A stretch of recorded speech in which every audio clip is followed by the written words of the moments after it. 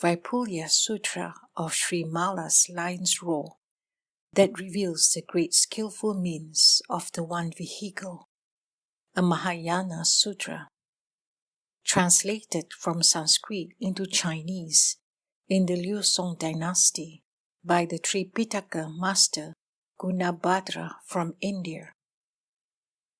Homage to all past, future, and present Buddhas, Bodhisattvas, Pachika Buddhas, and Shravakas. Verse for opening a sutra. The unsurpassed, profound, and wonderful Dharma is difficult to encounter in hundreds of millions of aeons. I now see and hear it, receive and uphold it, and I vow to fathom the Tathagata's true meaning. Chapter 1. A Tathagata's Virtues. Thus I have heard. At one time, the Buddha was outside Shravasti, the capital city of Kosala, staying in the Jetavana garden, which was purchased for the Buddha from Prince Jeta by Anatha Pindika the elder. At that time, King Prasenajit and his queen Malika had not been believers in the Dharma for long. He said to his queen, "Queen Śrīmālā, superb garland, is our daughter.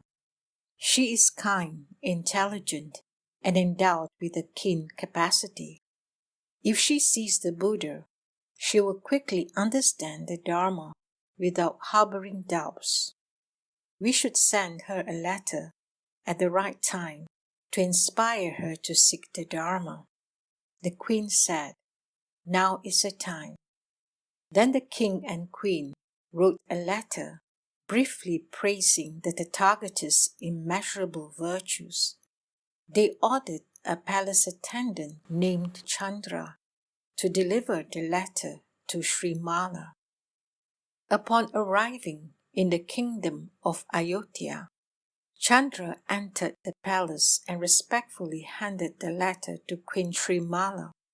She joyfully accepted it with the highest reverence by touching it to the crown of her head.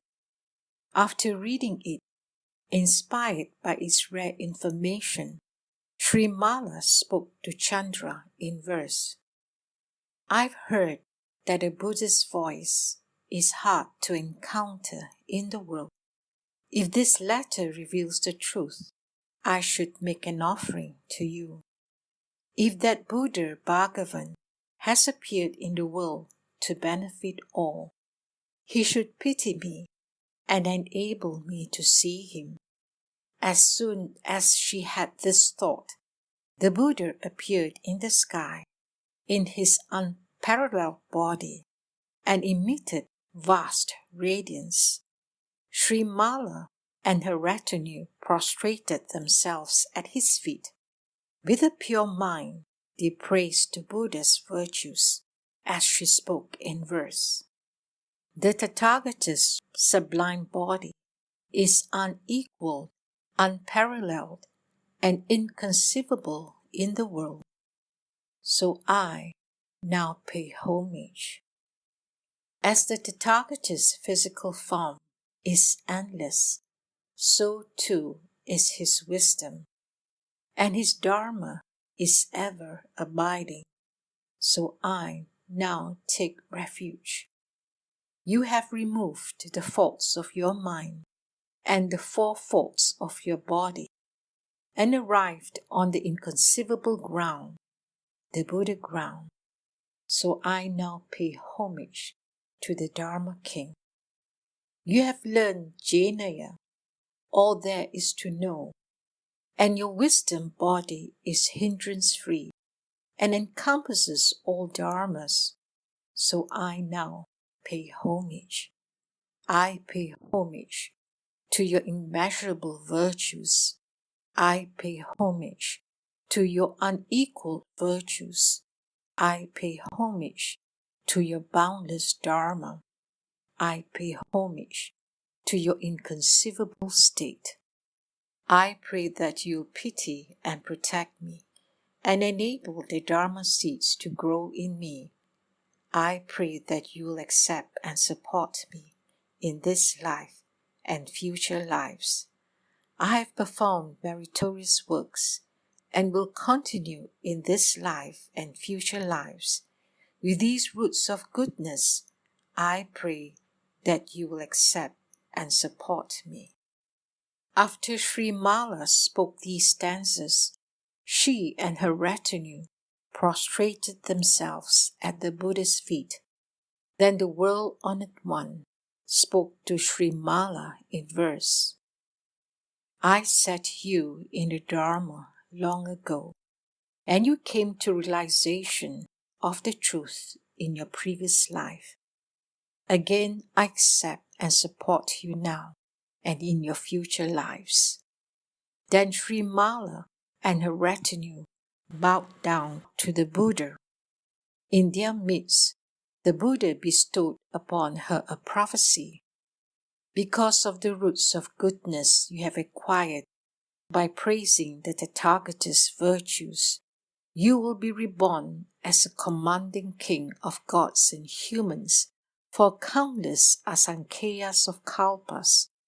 Wherever you will be reborn, you will always see me and praise me as you do now. You'll make offerings to innumerable asankheyas of Buddhas. After 20,000 asankheyas kalpas, you will become a Buddha called Universal Light, the Tathagata, Arhat, Samyak Sambuddha. In his Buddha land, there will be no evil life paths and no suffering such as old age, illness, deterioration, distress, or unpleasant experiences, nor will there be evils or the names of evil karmas. Sentient beings in that world will have good appearances and strength, live long lives, and enjoy the 5 desires. Their happiness will surpass that of gods in Paranirmita Vaśyavartin heaven, the 6th desire heaven in this world. And you will ride only the Mahayana, the great vehicle. Those in the 3 realms of existence who cultivate roots of goodness will gather there. When Śrīmālā received this prophecy, innumerable sentient beings such as gods and humans aspired to be reborn in that world. Then the world-honored one bestowed upon them the prophecy of their rebirth there. Chapter 2. Accepting 10 Precepts. After Śrīmālā received the prophecy, she stood respectfully and accepted 10 vast precepts. She vowed, World-honored one, from now on until I attain Bodhi, I will never entertain the thought of violating the precepts I have accepted. 2. World-honored one, from now on until I attain Bodhi, I will never harbor arrogance toward my teachers. 3. World-honored one, from now on until I attain Bodhi, I will never harbor anger towards sentient beings. 4. World-honored one, from now on until I attain Bodhi, I will never harbor jealousy of others' appearances or things. 5. World-honored one, from now on until I attain Bodhi, I will never harbor stinginess about giving away internal or external things. 6. World-honored one, from now on until I attain Bodhi, I will never accept or accumulate things for myself. Anything I accept will be for relieving sentient beings in need. 7. Well-honored one, from now on until I attain Bodhi, I will practice the four drawing-in dharmas, never for receiving good requitals, but for benefiting all sentient beings. My mind free from greedy desire, complacency, and hindrances, I will draw in sentient beings. 8. Well-honored one, from now on until I attain Bodhi, when I see sentient beings in forlornness, confinement, shackles, sickness, tribulation, or hardship, I will not abandon them even for a short while, but will properly benefit them until they are free from suffering. 9. Well-honored one, from now on until I attain Bodhi, when I see those who make an evil livelihood, such as hunting or raising animals for slaughter, or those who violate a Tathagata's pure precepts, I will not abandon them. Wherever I see such sentient beings, if I have the power of authority, I will tame those who should be tamed and draw in those who should be drawn in. Why? Because taming them and drawing them in will enable the Dharma to abide in the world for a long time. If the Dharma abides in the world for a long time, there will be more gods and humans and fewer sentient beings taking the evil life paths. Then all will be able to follow the Dharma wheel a Tathagata turns. Because I see this benefit, I will draw them in, not abandoning them. 10.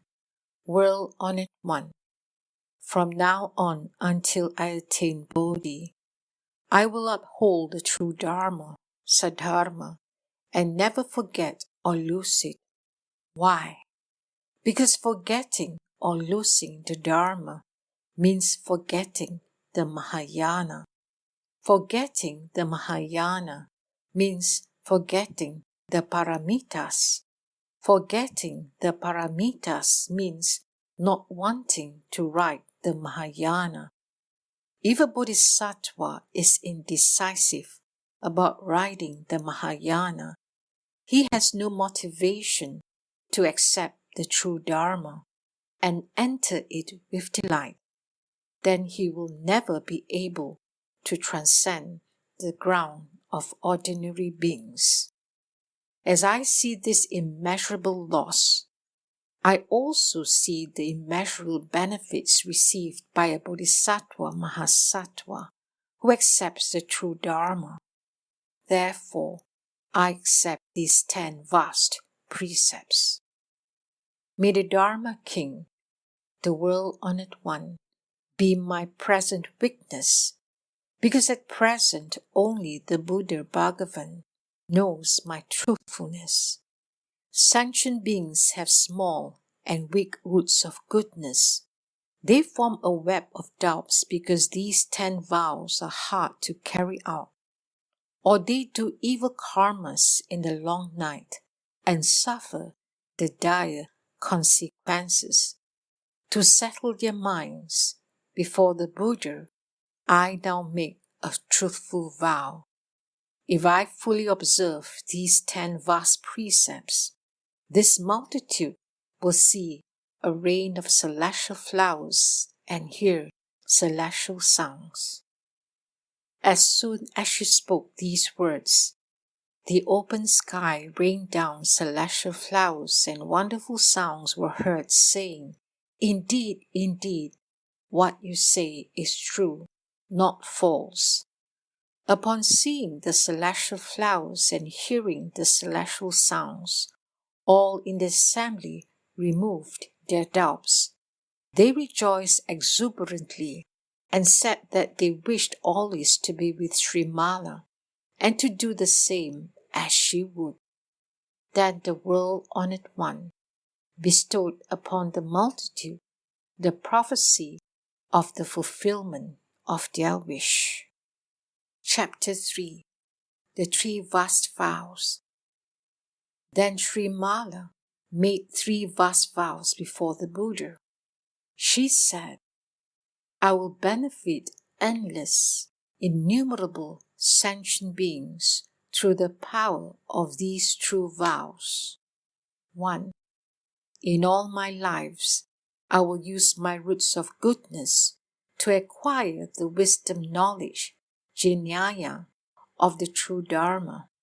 This is my first vast vow. 2.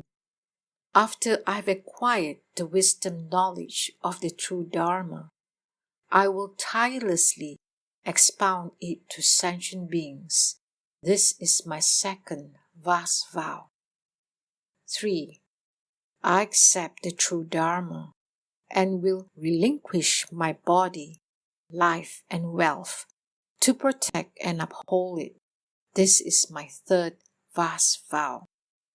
Then the Buddha said to Śrīmālā, Your 3 vast vows are like the domain of space, which encompasses all dharmas. Hence a bodhisattva's vows, as numerous as the sands of Ganges, are all encompassed in these 3 vast vows. These 3 vast vows are truly vast.